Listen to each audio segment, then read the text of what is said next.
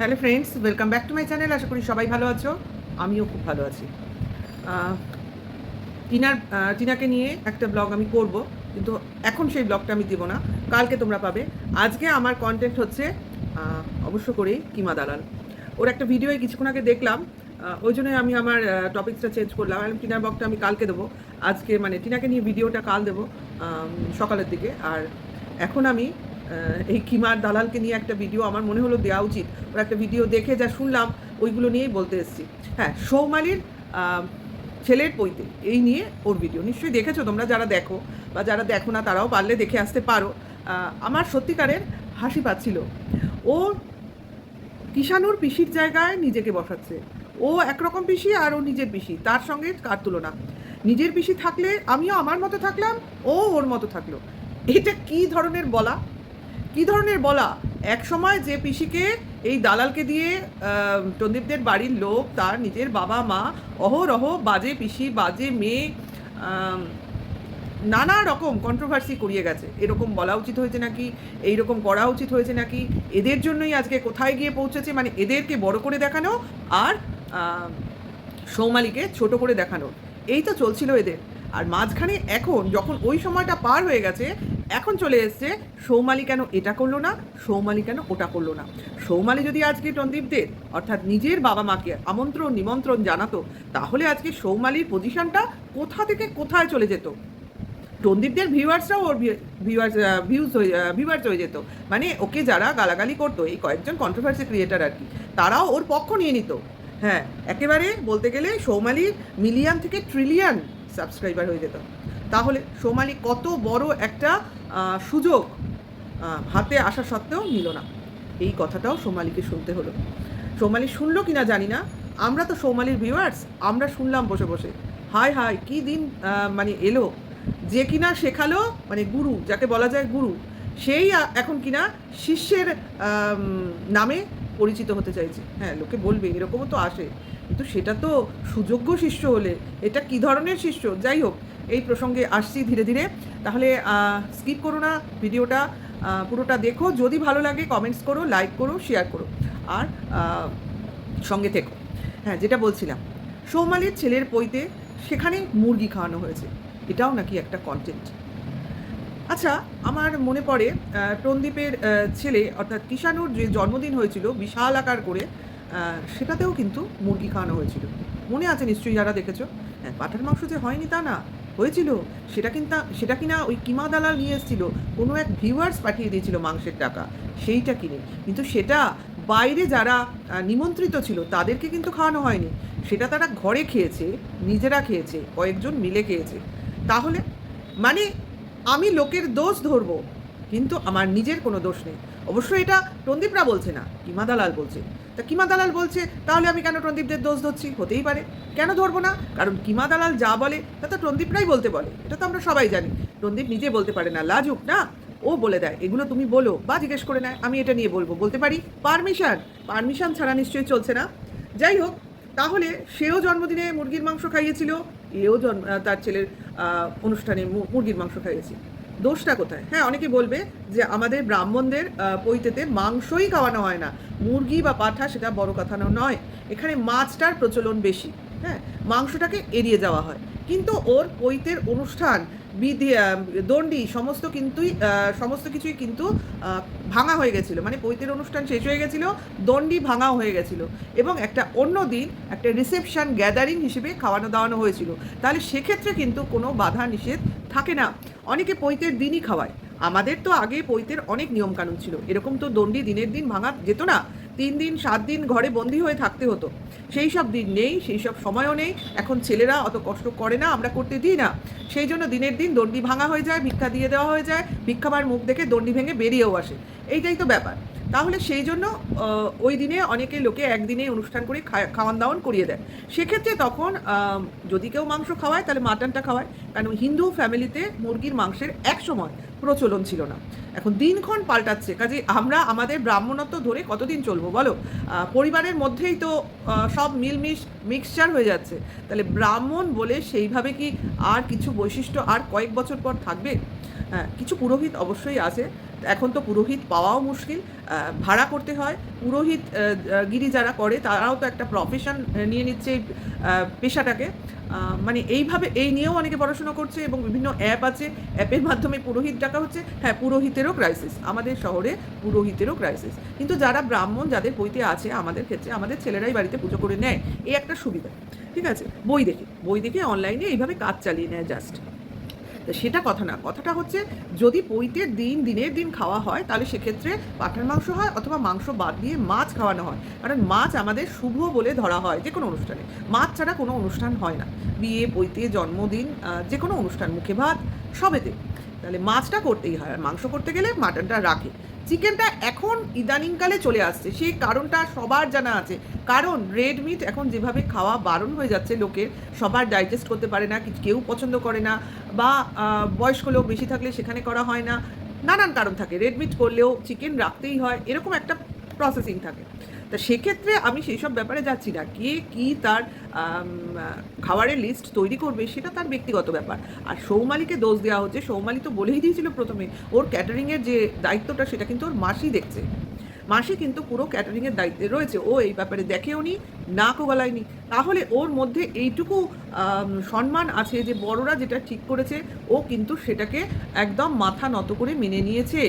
কারণ আমরা জানি সৌমালি যখন ব্যাঙ্গালোরে থাকে, যখন ওর বাড়িতে পার্টি হয় বা লোকজন আসে, বা গণেশ চতুর্থী হয়, বিভিন্ন অনুষ্ঠান হয়, দেখেছি ওর বাড়িতে কী ধরনের রান্নাবান্না হয়, কী ধরনের স্টার্টার হয়, কী ধরনের মেনু থাকে, আমরা কিন্তু সবাই জানি। ও যে ওই ধরনের মেনু রাখবে না তা কিন্তু নয়। ও শুধু এখানে ও যাদের বড়দের ওপর ও দায়িত্ব দিয়েছিল, সেই দায়িত্বটা ও বড়দের মত নিয়ে পালন করেছে। মানে বড়রা যা ঠিক করেছে ও সেটা মেনে নিয়েছে, এই হলো ব্যাপার। কিন্তু এখানে সৌমালিকে বলা হচ্ছে সে করেনি, একদম লো ক্লাসের খাওয়া দাওয়া, আর সেই টাকা বাঁচিয়ে নাকি কাঞ্জিবরম কিনতে যাচ্ছে। হ্যাঁ, so middle class, so lower class mentality, এটাকে মিডল ক্লাসও বলবো না, সো লোয়ার ক্লাস মেন্টালিটি এবং কথাবার্তা। কে কী করবে তার নিজস্ব ব্যাপার, কে কীভাবে খাওয়াবে, কে তার কাকে কতটা গুরুত্ব দেবে। আজ কিনা বলা হচ্ছে যদি টন্দীপদের নিমন্ত্রণ করতো তাহলে এই কিমা দালাল নাকি বলতো একটা দামি সোনার আংটি গিফট করতে। হায় হায়, ভাগ্যিস সৌমালি নেমন্তন্ন করেনি, না হলে এই দালাল পতিতা কিনা বলে দিত কি গিফট দেওয়া হবে। এগুলো কি সহ্য করা যাচ্ছে? আমাদেরই গা চচ্চর করছে, রিডি করছে, আর সৌমালি কি করে মেনে নেবে? জাস্ট ইগনোর করো, এর দেখা উচিত না, এর কথা শোনা উচিত না। কিন্তু ওই যে কন্টেন্ট করছি, তুই যা বলবি তোর জিনিসগুলোকে নিয়ে আমরা কন্টেন্ট বানাবো। কারণ সৌমালির ছেলের উপনয়ন, সেটাও নাকি সৌমালির কাছে কন্টেন্ট। তাহলে ঘুরে বলি, কিষানোর জন্মদিন, সেটাও টন্দীপের কাছে কন্টেন্টই তো ছিল টিনাকে নিচে দেখাবার। আর তোদের পেছনে মদত তোরা দিয়েছিলি, তোরা কয়েকজন কন্ট্রোভার্সি ক্রিয়েটাররা, যে তুমি এইভাবে করো, তুমি দেখিয়ে দাও কত বড় জন্মদিন করতে পারো, তুমি কত গিফট পাও, তোমার ভিউয়ার্সরা তোমায় ঢেলে ঢেলে দেবে, তাহলে তোরা কন্টেন্ট করতে পারিস। আর ও কন্টেন্ট করেছে ওর ছেলের উপনয়নের। হাউ ফানি না? মানে যার চিন্তা যেরকম, মানে গাটারের চিন্তা গাটারের মতনই হয়। নিজে যেটা করবে সেটাই লোকের ক্ষেত্রে মাথায় চলে আসে। এরা কন্টেন্ট করে সমস্ত জিনিসটা, দেখো মুখ দিয়ে বেরিয়ে আসলো তো সেই কন্টেন্টের কথা। সব জিনিস এরা নাকি ওয়েব সিরিজের মতো দেখাচ্ছে, পার্ট বাই পার্ট। তোরা কি দেখাচ্ছিস? তোদের তো lengthy web series, part 1, part 2, part 3, part 4 সব আসবে, সব সিরিজ নাম্বার দিয়ে আসবে, দেখবো আমরা।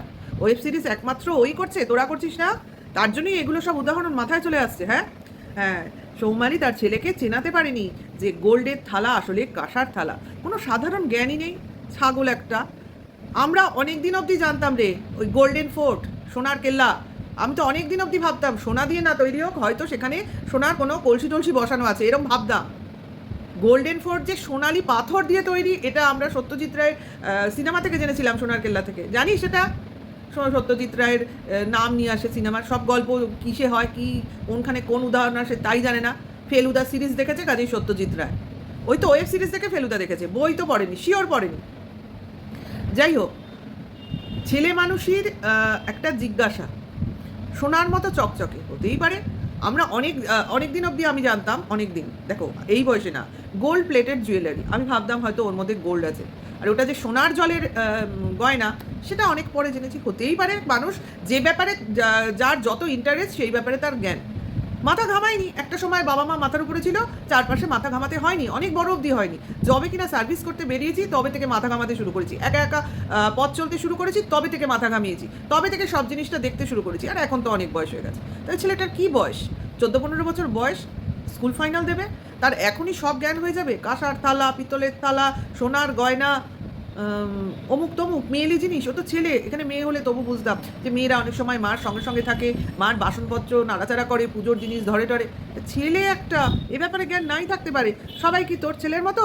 ওই তো দেখলাম একটা কি হোলির ভিডিও তোর মেয়ের ব্লগে, ছেলের, হ্যাঁ ছেলের, হ্যাঁ আমার বলতে ইচ্ছা করে, এত তো বলিস, তোর ছেলের শ্বশুর শাশুড়িকে তো কোনোদিন দেখি না কোনো অনুষ্ঠানে, কোনোদিন কিন্তু দেখি না। ছেলে বউ আসে, রিচুয়াল করে বেরিয়ে যায়, কিন্তু তা ওইদিকে তোর বিয়ান বিয়াই এরা কই? বউয়ের ভাইটাই আছে নাকি জানি না, এইসব নিয়ে কথা বলতে দেখিনি। যাই হোক, এত ফ্যামিলি করিস তো, তা তোর ফ্যামিলি ইনকমপ্লিট আমার অনেক সময়ই মনে হয়। কমপ্লিট একটা ফ্যামিলি গ্যাদারিং তো কখনো দেখি না। এইখানে ওইখানে সেইখানে ছোট ছোট ভিডিও ক্লিপস এইভাবে তুলে তুলে আনার চেষ্টা করিস। নিজে যেভাবে ভাইয়ের পিকনিকে বা ভাইয়ের জন্মদিনে ঘোরাফেরা করিস, খাওয়া দাওয়ার রান্না করিস, সেরকম নিজের শ্বশুরবাড়িতে তো কিছু দেখাস না। দেখ, আমরাও দেখাই না, কারণ আমরা কন্ট্রোভার্সি করি, শুধু নিজেকে দেখাই আর কাউকে দেখাই না। কিন্তু তোর ভিডিওতে তো কাজের লোককেও আমরা দেখি, মানে কন্ট্রোভার্সিতে দেখি, ডেইলি ব্লগে দেখি না। ডেইলি ব্লগ তো নেই তো। যাই হোক, তাহলে তুই যেখানে তুই দেখাবি সেখানে তো আমাদের জিজ্ঞাসা আসবে। আমি দেখাই না, আমার আসেও না, তাই না? তাহলে বলি, হ্যাঁ, নিজ মানসিকতা থেকে মানুষ এইগুলো বলে, কাউকে ছোট করার জন্য মানুষ এইসব ছোট ছোট জিনিস টেনে টেনে আনে। আর তারপরেও কথা হচ্ছে, খাবার বাঁচে কি করে, সেটা আবার পরের দিন দুবেলা হয় কি করে? হায় হায়, সব বাড়ির হাড়ির খবর তোকে জানতে হবে কেন রে ভাই? পাতুরি অরিজিনালি হয়েছিল, তোমরা দেখেছো? কলাপাতা খুলে খুলে মাছ দেখা যাচ্ছে, দেখেছো? আমি না জাস্ট অবাক হয়ে গেছি। এটাও তোকে দেখতে হবে? তাহলে তো তোর অনেক ভিডিও দেখতে হবে। হ্যাঁ, সৌমালি দেখায়নি, কিন্তু সৌমালির অনেক বোন আছে যারা চ্যানেলে ভিডিও টিডিও করে, তাদেরকে ব্লগে গিয়ে তোকে দেখতে হবে। হ্যাঁ, দেখিয়েছে, পাতা খুলে মাছ ভেঙে খেয়ে দেখিয়েছে। গিয়ে দেখ তাহলে, বেশ বড় মাছ ছিল। হ্যাঁ, ভেটকি মাছই ছিল, হ্যাঁ, অন্য মাছ ছিল না। শোন, পাতুরি যদি অন্য মাছে হবে তাহলে গন্ধ হবে, ঠিক আছে? সেটা সৌমালি যা করেছে ওর ফ্যামিলিকে, মানে ওর নিজের, ও যাকে ওর ফ্যামিলি বলে মনে করে তাদের পারমিশন দিয়েছে, তাদের সম্মতিতে করেছে। এখানে ওর মনের বড় পরিচয়টাই পাওয়া যায়। বেশি জিনিস খাওয়ালে, দামি দামি জিনিস খাওয়ালেই মানুষ বড় মনের পরিচয় হয় না। আর টনদীপ কী খাইয়েছিল আমরা জানি, কি খাইয়েছিল? ওই এঁচোর চিংড়ি, তো চিংড়ি খুঁজে পাওয়া যাচ্ছিল না। আর সেই চিকেন মাটন তো তোরা ঘরে খেয়েছিলি, তাই না? তাহলে মিষ্টি করেনি বলছিস? মিষ্টি দেখিনি। হ্যাঁ, রসগোল্লা কালাকাত করেছিল রে, আইসক্রিমের স্টল দিয়েছিল, ফুচকা স্টল দিয়েছিল, কোল্ড ড্রিঙ্কস, মকটেল সবই করেছিল। দেখিস নি আসলে, পুরো ভিডিওটা দেখিস নি, বা অন্য ভিডিওও দেখতে হয়। আমরা দেখি, সৌমালিকে ভীষণভাবে ফলো করি, ভালোবাসি, কারণ ওর ডিসিপ্লিন, ওর ডিগনিটি, ওর চেষ্টা, ওর ফ্যামিলিকে বেঁধে রাখার একটা সুন্দর প্রচেষ্টা চন্দ্রীপদের ফ্যামিলিতে আছে। আমি তাই ভাবি, এই মার মেয়ে কী করে হয় সৌমালি? বাবার কিছু কিছু গুণ আছে, আমি দেখেছি। বাবার মধ্যে একটা জেদ রয়েছে, যেটা দিয়ে উনি সব সময় মুখ খুলতে পারেন না। হ্যাঁ, ছেলের জন্য, বউয়ের জন্য উনি অনেক কিছু চেপে থাকেন, এটাও আমরা বুঝতে পারি। তা আজকে তুই স্বীকারই করে ফেললি। আমাকে অনেকে প্রশ্ন করেছিল, অনেক দিন আগে, যে আপনি কি করে জানলেন যে সৌমালিকে তার বাবা মার সম্পত্তি থেকে বঞ্চিত রেখেছে? আজকে তোর ভিডিওতে এটা প্রমাণ হয়ে গেল যে তুই বললি যে টনদীপের বাবা মা সব কিছু টনদীপকে লিখে দিয়েছে। তাহলে আমাকে যারা যারা প্রশ্ন করেছো, এইবার তারা নিশ্চয়ই উত্তরটা পেয়ে গেছো। এটা সত্যি না হলে কখনোই আজকে ওই দালাল বলতো না। তাহলে ঠিক আছে, তাহলে কখন বাবা মা তার মেয়েকে সব ক্ষেত্রে বঞ্চিত করে? কখন? যখন তাকে ভালোবাসে না, তাকে ফ্যামিলির কেউ মনেই করে না। তাহলে আজকে মেয়েটা কোন হিসেবে তার বাবা মা ভাইকে নেমন্তন্ন পাঠাবে বলতে পারো? জাস্ট এই নিয়ে আর বলছি না, ওর ভিডিও শুনলে জাস্ট ছি বলতে ইচ্ছা করে। জাস্ট ছোট লোকের একটু উপরে, না হলে কেউ এই ধরনের ভিডিও করে যে তোর কন্টেন্টের মধ্যেই পড়ে না, কাউকে শুধু ছোট করার জন্য তোর এই ভিডিওটা করা। কিন্তু এতে কেউ ছোট হবে না, তোর নিচু মনের পরিচয় দিয়ে গেলে। তাহলে ভিডিওটা ভালো লাগলে অবশ্য করেই আমার পাশে থেকো, আর পরের ভিডিওর ওয়েট করো। এখনকার জন্য টাটা, বাই।